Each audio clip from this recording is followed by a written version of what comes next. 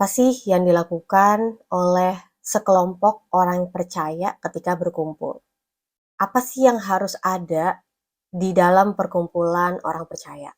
Orang percaya itu selain berkumpul, mereka lakukan apa lagi? Selain perintah dan larangan, apa sih yang harusnya ada di dalam gereja Tuhan? Gereja Tuhan yang saya katakan di sini memiliki maksud perkumpulan orang percaya. Saya tidak sedang membicarakan sebuah gedung. Tahukah bahwa perkumpulan orang percaya sudah ada dari dulu, bukan hanya ada di zaman ini aja, tapi sudah ada sejak dahulu ketika orang percaya berkumpul setelah hari pencurahan Roh Kudus. Hari ini kita mau baca Kisah Para Rasul 2 ayat 42 sampai 47 yang menceritakan karakteristik orang percaya, yaitu gereja mula-mula. Mari kita buka Kisah Para Rasul 2 ayat 42 sampai 47.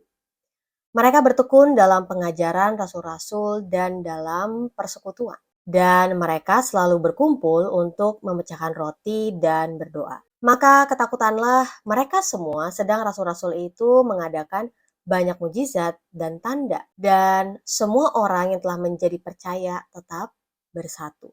Dan segala kepunyaan mereka adalah kepunyaan bersama. Dan selalu ada dari mereka yang menjual harta miliknya, lalu membagi-bagikannya kepada semua orang sesuai dengan keperluannya masing-masing. Dengan bertekun dan dengan sehati, mereka berkumpul tiap-tiap hari di dalam bait Allah. Mereka memecahkan roti dan di rumah masing-masing secara bergilir dan makan bersama-sama dengan gembira dan dengan tulus hati sambil memuji Allah. Dan mereka disukai semua orang dan tiap-tiap hari Tuhan menambah jumlah mereka dengan orang yang diselamatkan. Jadi kita lihat nih, bahwa orang-orang percaya di zaman itu, mereka suka untuk berkumpul. Dengan spesifik, mereka suka untuk berada di dalam persekutuan. Dan mereka nggak hanya berkumpul untuk bersekutu, tapi mereka juga tekun untuk berada dalam pengajaran rasul-rasul. Bukan karena paksaan, bukan karena keharusan, tapi karena kerelaan hati untuk berkumpul. Orang percaya mau belajar dari apa yang para rasul saksikan dan apa yang para rasul ketahui tentang siapa dan apa yang dikerjakan Yesus. Dan apa kaitan pribadi Yesus dengan firman Tuhan di dalam perjanjian lama. Bahwa Yesus adalah penggenapan dari firman yang Allah telah berikan kepada para nabinya dan orang-orang kudus dari sejak zaman dahulu. Bicara tentang persekutuan, kita saksikan sering kali ada banyak orang yang berkumpul, tapi mereka tidak sedang bersekutu. Mereka tidak memiliki kesehatian. Mereka hanya berkumpul dan berkumpul, tapi tidak ada kesatuan hati di antara mereka. Berbeda dengan gereja mula-mula yang berkumpul dan bersekutu dan memiliki kesehatian di antara mereka. Persekutuan orang percaya dengan Yesus dapat dilihat dari persekutuan mereka satu dengan yang lain. Bagaimana mereka menerima kasih-Nya Tuhan, itu dapat dilihat dari apa yang mereka lakukan terhadap sesamanya. Firman Tuhan katakan, segala kepunyaan mereka adalah kepunyaan bersama. Dan selalu ada dari mereka yang menjual harta miliknya lalu membagi-bagikannya kepada semua orang sesuai dengan keperluannya masing-masing. Apa yang menggerakkan mereka untuk punya kemurahan? Saling menolong, saling membantu, saling menopang kalau bukan kasih-Nya Tuhan. Jadi kalau misalnya kita mau mengetahui bahwa kasih Tuhan sudah kita terima secara utuh, secara berlimpah, maka akan terlihat dari tindakan kita, dari cara hidup kita yang mau mengasihi orang lain juga. Jadi terbukti bahwa kasih-Nya Tuhan sangat besar dinyatakan kepada gereja mula-mula di saat itu. Dan mereka juga suka untuk memecahkan roti dan berdoa. Orang-orang percaya mengikuti teladan Yesus. Ketika berkumpul, mereka saling membagikan roti dan mereka mau untuk berkumpul untuk berdoa. Ketika kita berkumpul sebagai orang percaya, seberapa sering sih kita meluangkan waktu untuk doa bersama? Ya, saya tahu bahwa doa yang kita lakukan secara pribadi dengan Tuhan itu adalah hal yang penting. Tetapi doa bersama juga memiliki suatu dampak yang kita bisa saksikan terjadi dalam hidup kita. Ketika orang percaya mau berkumpul, bersatu hati dan berdoa, saya percaya bahwa Tuhan hadir di tengah-tengah mereka dan Tuhan sedang melimpahkan kasih-Nya kepada orang-orang yang mau untuk meluangkan waktu untuk berdoa. Saya yang justru kadang merasa malu nih, bahwa setiap kali kumpulan orang percaya itu hadir bersama-sama, mereka malah lupa tentang hal ini.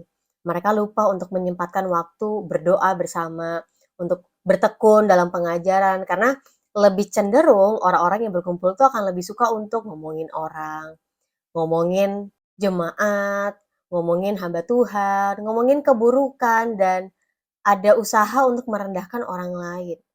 Semoga kita semua yang mendengarkan video ini, kita dapat mengikuti teladan dari gereja mula-mula. Setiap kali mereka berkumpul, mereka mau untuk berdoa bersama. Mereka mau untuk bertekun di dalam firman Tuhan. Mereka mau untuk mereka hadir untuk saling menolong, saling membantu, saling mensupport, bukan untuk saling menjatuhkan. Dan tidak hanya itu, ayat 43, para rasul mengadakan banyak mujizat dan tanda. Untuk tujuannya apa? Untuk akhirnya banyak orang melihat bahwa kuasa Allah, otoritas Allah itu nyata di dalam nama Yesus. Sehingga makin banyak orang menyaksikan pekerjaan Tuhan, kasihnya Tuhan, dan mereka mau mempercayai Tuhan. Ayat yang ke-47 adalah sebuah ayat yang menarik bagi saya ketika merenungkan ini. Dikatakan, dan mereka disukai semua orang. Mereka di sini adalah gereja mula-mula. Mereka disukai semua orang dan tiap-tiap hari Tuhan menambah jumlah mereka dengan orang-orang yang diselamatkan. Firman Tuhan katakan bahwa orang-orang di luar dari kumpulan orang percaya menyukai kehadiran orang percaya, menyaksikan bahwa perkumpulan orang percaya itu ada untuk saling membantu, ada untuk saling mensupport, saling menghargai, saling mengajar, bukan untuk merendahkan atau bahkan mengucilkan atau bahkan merugikan orang lain. Sehingga orang-orang di luar kumpulan orang percaya melihat bahwa itu adalah sebuah kumpulan yang baik, kumpulan yang membangun. Dan dikatakan Tuhanlah yang menambah jumlah mereka tiap-tiap hari. Jumlah orang yang diselamatkan.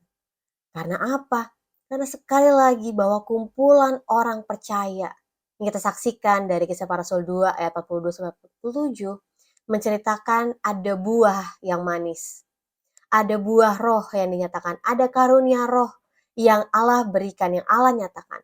Supaya perkumpulan ini dapat menggambarkan kasih-Nya Tuhan, kehadiran-Nya Tuhan, kekudusannya Tuhan. Puji Tuhan, kita jadi belajar karakteristik gereja mula-mula di zaman para rasul. Dan baiknya kita juga merenungkan, ada berapa banyak sih hal yang baik yang juga terjadi di dalam kumpulan kita orang percaya. Ada berapa banyak sih yang tidak dilakukan oleh kita orang percaya. Apa sih tantangan dari kita orang percaya saat ini untuk bisa melakukan semua tindakan-tindakan seperti yang dilakukan oleh gereja mula-mula? Apa sih yang menghambat pertumbuhan dari gereja? Apa sih yang menghambat pekerjaan Allah dinyatakan secara utuh? Saya berdoa, kita semua gereja Tuhan menangkap pesan ini. Dan kita mau masuk dalam kegerakan Tuhan untuk menyatakan kemuliaan Tuhan di zaman ini.